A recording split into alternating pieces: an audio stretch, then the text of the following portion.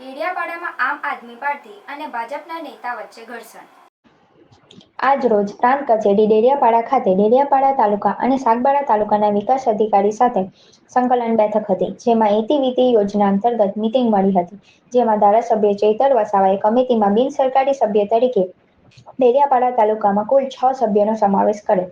તે બાબતે બોલાચાલી થતાં મામલો ઉગ્ર બન્યો હતો.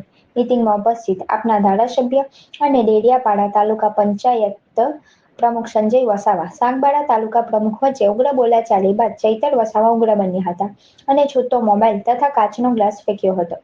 ત્યારબાદ સામસામે મારામારીની ઘટના બનતા મામલો ગરમાયો હતો અને ધારાસભ્યએ ડેડિયાપાડા તાલુકા પંચાયતના પ્રમુખ સંજય વસાવાને લાફા ઝીકી દેતા અને છૂટો કાચનો ગ્લાસ અને મોબાઈલ મારી હુમલો કરવાનો પ્રયાસ કર્યો હતો. આખી ઘટના સાગબારા તાલુકાના પ્રમુખ ચંપાબેન વસાવાને ધારાસભ્ય અપશબ્દ બોલ્યા, જેમાં સંજય વસાવા તાલુકા પંચાયતના પ્રમુખ વચ્ચે પડ્યા અને ધારાસભ્યએ લાફા ઝીકી દેતા મામલો ગરમાયો હતો. ત્યારબાદ ડેડિયાપાડામાં આમ આદમી પાર્ટી અને ભાજપના નેતા વચ્ચે ઘર્ષણ સર્જાતા બંને પક્ષના સમર્થકો પણ સામે આવી જતા ઝપાઝપી મારામારીની ઘટના બનતા ઉગ્ર સ્વરૂપ ધારણ કર્યું હતું. આ બનાવ બાદ ધારાસભ્ય ચૈતર વસાવાની પોલીસે અટકાયત કરી હતી. ત્યારે પણ આપના સમર્થકો સાથે પોલીસને ઘર્ષણ થયું હતું.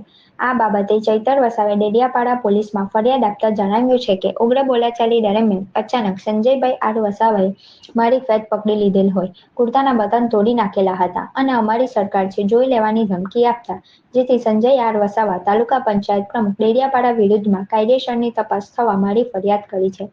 બીજી તરફ સાંસદ મનસુખ વસાવા અને નર્મદા જિલ્લા ભાજપ પ્રમુખ નીલ રાવની પણ પ્રતિક્રિયા સામે આવી છે, જેમાં સાંસદ મનસુખ વસાવાએ જણાવ્યું હતું કે ડેડિયાપાડા ખાતે ઇતિવિતિની મીટિંગ ચાલી રહી હતી, જેમાં એજન્ડા પ્રમાણે ચર્ચા થઈ રહી હતી. ધારાસભ્ય ચૈતર વસાવા તાલુકા પંચાયત મહિલા પ્રમુખ સાથે બોલાચાલી થઈ હતી, જેમાં કાચનો ગ્લાસ અને મોબાઈલ છૂટો મારીને હુમલો કર્યો અને મહિલા સાથે જે અપમાનજનક વર્તન કર્યું એ ધારાસભ્ય તરીકે એમને શોભતું નથી, એમ કહીને ધારાસભ્યના આ વર્તનને સખત શબ્દોમાં વખોડી કાઢ્યું હતું.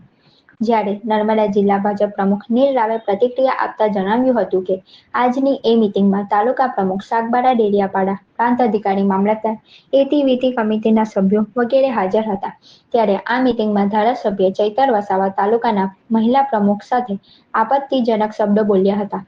ગુસ્સામાં તેમણે મોબાઈલ ગ્લાસ વડે હુમલો કર્યો, ઝપાઝપી કરી હતી. અધિકારીઓની હાજરીમાં આદિવાસી મહિલાનું આવું અપમાનજનક વર્તન કરે ખૂબ શરમજનક વાત છે. આ અંગે પોલીસ ફરિયાદ નોંધાઈ છે. પોલીસની કાર્યવાહી કરશે.